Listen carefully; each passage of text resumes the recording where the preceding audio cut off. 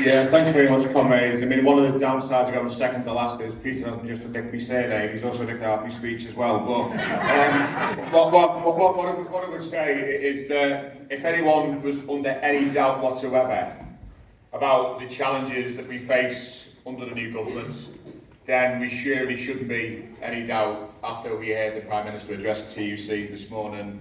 I'll be kind and say I was underwhelmed with the contribution from the Prime Minister. And I say that because I think what the trade union movement really needed, and we hoped that the Prime Minister and the new government will be able to grasp it, was the opportunity that has been presented with the incoming government. Richard quite rightly said earlier on that over history, Labour has not spent anywhere near enough time in power, but the way to address that is by seizing the opportunities and take bold decisions when they are. And bold was anything but what I heard from that rostrum today. And I actually think it's a travesty that whilst it is welcome we've got a debate tomorrow about the winter fuel payment, I think it's a travesty that motion, which should have been debated this morning actually, was, I believe, deliberately put back to tomorrow. So it was after the vote that took place in Parliament today. It didn't allow Richard and other good comrades to be able to use the strength and the emotion of the TUC movement and trade union movement articulating what we think about that terrible decision. Because let's be clear about this, it will endanger pensioners' lives as a result of the withdrawing of the winter fuel payment. And I think that was a manoeuvre that was probably twofold. One, because it was deliberately moved so it wouldn't potentially impact the vote this afternoon. But I also think it was deliberate because it didn't want to create any embarrassing situation at the TUC for the Prime Minister. And I think what is really frustrating about that, and actually quite worrying about that, is that is also suggesting that the TUC themselves are not necessarily thinking that this is an opportunity that they should be grasping with both hands to put pressure and make a more progressive future in the near future for those, our members and those workers who are actually desperate for it. I think it's also a travesty as well that he completely dodged the question on the two-child cap. And I don't say dodged because, you know, he came up with some other nice platitudes around, you know, well, we've got to have growth in wages and we've got to have better housing and better education, all of which, of course, is true. We all know that. But there was no detail in there about how you were going to get those things. And the very simple fact of the matter is, and I don't believe for 1 minute, and our union doesn't believe for 1 minute, that by lifting the two-child cap, all of a sudden you will get, you know, eradicate child poverty in the UK. Of course you wouldn't. But you know what? It would be a bloody good start, wouldn't it? It would immediately overnight lift at least 500,000 children out of poverty. At least 500,000 children out of poverty. And start the inroads into attacking that bigger issue. And that, I think, is unfortunate. But what is clear to certainly me is the rhetoric and the narrative that we have to continue arguing against on austerity. And I spoke on behalf of PCS yesterday morning on Radio 5 Live, and I was genuinely gobsmacked at the narrative that I was hearing from the Labour spokesperson. Now, I'm not naive, you know, a former advisor of Tony Blair does not necessarily speak on behalf of the government today, I get that.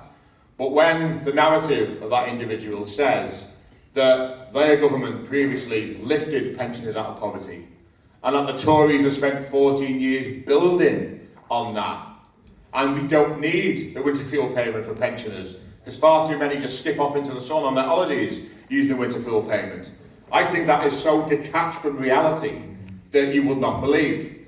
Because when you have people claiming,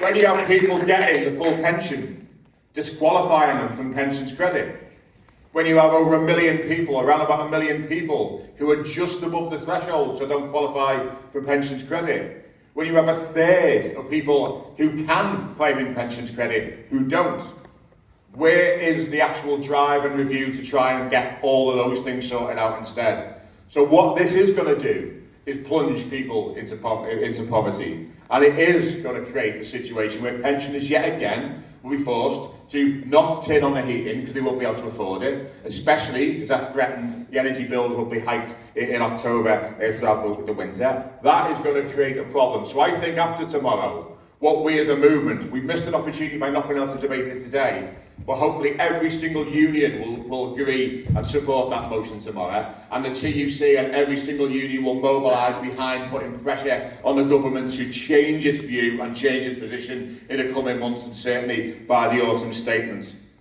I also want to just touch on the point that the comrades have been making around the sort of link between austerity, because we all know that if you don't give people hope, if you continue to suppress wages, if you don't build good social housing, if you don't increase and improve the education system, if you don't have good quality long-term permanent jobs for people, that does indeed create that, the grounding for the far right to be emboldened. And we have seen that. We have seen that in this summer. Now, I don't believe that every single person who attended one of those demonstrations, or even every single person who took part in the rioting, was naturally or necessarily a blatant racist. But quite frankly, that's an irrelevance, because they were sharing platforms. They were standing side by side by racists. And if they've allowed, and we've allowed, as a community and a society and a movement, to allow working class people to become so disenfranchised with politics and so disenfranchised with moving away from hope, then we've got to work very, very quickly how we're going to get that back. And education, of course, is absolutely key. But what is also key is challenging it head on. And so that's why the call for mobilisation is absolutely critical. That's why when we do move on the 26th of October, we have to have hundreds of thousands on the streets in London. But before then, we've got to mobilise to get to the Reform conference in September in Birmingham. We've got to do that. We've also got to support Stand Up to Racism demonstrations at the end of September and show in our tens and hundreds of thousands that racism is not welcome in our country, in our society. The racist rhetoric, Islamophobic rhetoric, will never be allowed to get a grip in our communities, and we will drive it out for once and for all, comrades. And the final thing I would say is this, that as a union, one thing I am particularly proud of PCS about is that we have never been inward looking.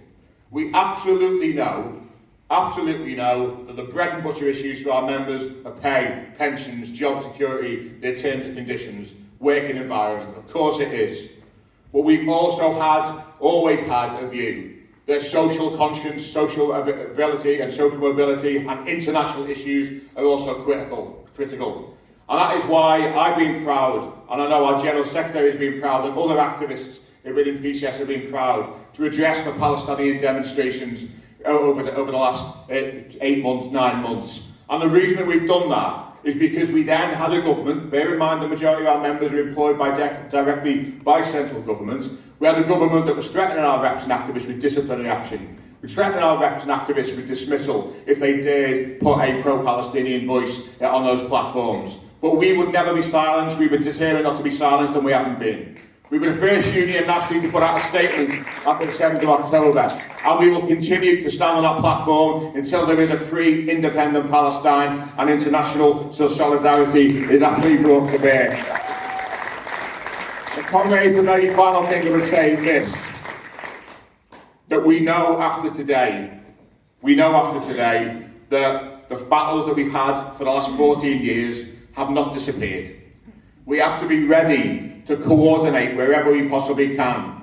Every one of you is in the trade union in this room, go back to your union branches, go back to your unions and put pressure on, if you need to, on the executives to actually start talking with each other about mobilising against austerity. Because if we don't do that, what it will do is it will embolden the government to repeal, start pulling back on some of its promises on workers' rights. It'll start pulling back on some of the other more progressive policies. And that's not a direction that we can allow to happen. We have to be on our front foot, we have to be challenging them every single day, and they have to bring to the table what we and our members and our society deserves.